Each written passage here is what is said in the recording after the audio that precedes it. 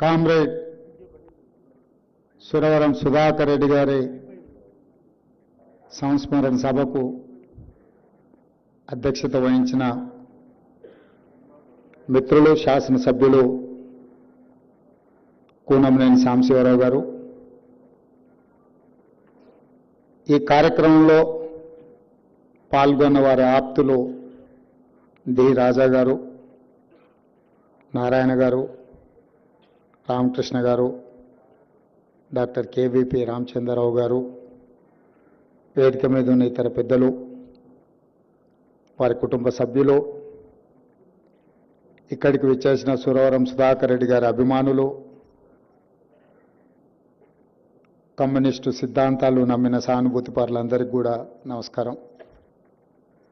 సురవరం సుధాకర్ రెడ్డి గారు విద్యార్థి రాజకీయాల నుంచి జాతీయ రాజకీయాలకు ఎదిగిన, ఎంత ఎత్తుకు ఎదిగినా నమ్మిన సిద్ధాంతాన్ని ఆచరించిన పాలమూరు బిడ్డ. చాలామంది సమాజంలో గొప్పగా సిద్ధాంతాలు చెప్తారు, కానీ వాళ్ళు చెప్పిన సిద్ధాంతాలను వారు పాటించడానికి కాస్త ఇబ్బంది పడుతుంటారు. కానీ కామ్రేడ్ సుధాకర్ రెడ్డి గారు వారు సిద్ధాంతాలు చెప్పడమే కాదు, 65 సంవత్సరాలు సుదీర్ఘంగా వారు చెప్పిన సిద్ధాంతం, వారు నమ్మిన సిద్ధాంతాన్ని పాటించి వారు ఆదర్శంగా నిలబడి విద్యార్థి రాజకీయాల నుంచే కాదు, జాతీయ రాజకీయాలలో పార్లమెంట్ సభ్యుడిగా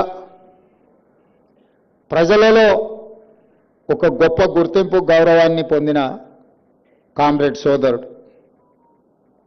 ఎవరైనా ఏ జెండానైతే మోసిండ్రో, ఏ జెండాను మోయడం గర్వంగా గొప్పగా భావించిండ్రో, వారి చివరి శ్వాస తర్వాత అదే జెండాను కప్పుకొని ఆ జెండా నీడననే చివరి శ్వాస తర్వాత కూడా వారు విశ్రమించడం అనేది అత్యంత అరుదు.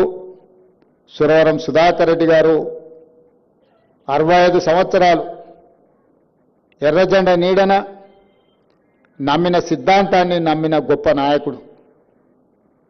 వారు సామాజిక చైతన్యం కలిగిన వారు. సమాజంలో ప్రజలకు ఏది అవసరమో, సమాజంలో అనాగరిక చర్యలను వ్యతిరేకిస్తూ ఒక చైతన్యం తీసుకురావాలి.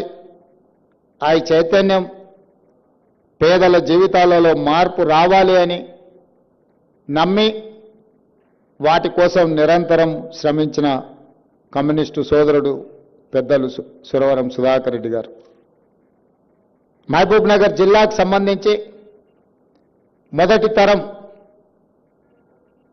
ఆనాటి నిజాం నిరంకుశ పాలనకు వ్యతిరేకంగా ప్రజలు ఉద్యమాలు నిర్మిస్తున్న సందర్భంలో ఒక పక్కన స్టేట్ కాంగ్రెస్ పార్టీ, రెండవ పక్కన కమ్యూనిస్టు సోదరులు సాయుధ రైతాంగ పోరాటాన్ని నిర్మిస్తున్న సందర్భంలో సురవరం ప్రతాప్ రెడ్డి గారు గోల్కొండ పత్రికను స్థాపించడమే కాకుండా నిజాం నిరంకుశ పాలన నుంచి విముక్తి కావాలి అంటే ఈ సమాజంలో చైతన్యం రావాలి. ఆ చైతన్యానికి గోల్కొండ పత్రిక వేదికగా వారు నిరంతరం కృషి చేసిండ్రు. ఆనాడు దేశ స్వతంత్రం కోసం బ్రిటిషర్స్ నుంచి విముక్తి కలగాలి అని మహాత్మా గాంధీ గారు 1921 నుంచి 1931 వరకు యంగ్ ఇండియా అనే ఒక పత్రికను స్థాపించి ప్రజాస్వామ్య పోరాట స్ఫూర్తిని, దేశ స్వతంత్రం కోసం పోరాటాన్ని మహాత్మా గాంధీ గారు నిర్మిస్తే మన ప్రాంతంలో హైదరాబాద్ రాష్ట్రంలో నిజాం నిరంకుశ పరిపాలనకు వ్యతిరేకంగా సురవరం ప్రతాప్ రెడ్డి గారు గోల్కొండ పత్రికను నడిపించడమే కాదు, ఆనాటి ఉద్యమాలలో ఒక స్ఫూర్తిని నింపిండ్రు. వారే కాదు, ఆ జిల్లా నుంచి మొట్టమొదటి హైదరాబాద్ రాష్ట్ర ప్రజాస్వామిక ముఖ్యమంత్రి బూర్గుల రామకృష్ణారావు గారు మొదటి తరంలో సురవరం ప్రతాప్ రెడ్డి గారు, బూరుగుల రామకృష్ణారావు గారు ఆ జిల్లాకు వన్నె తీసుకొస్తే నిజాం పరిపాలన నుంచి విముక్తి కలిగినాక ప్రజాస్వామిక దేశంలో హైదరాబాద్ రాష్ట్రానికి నాయకత్వం వహించి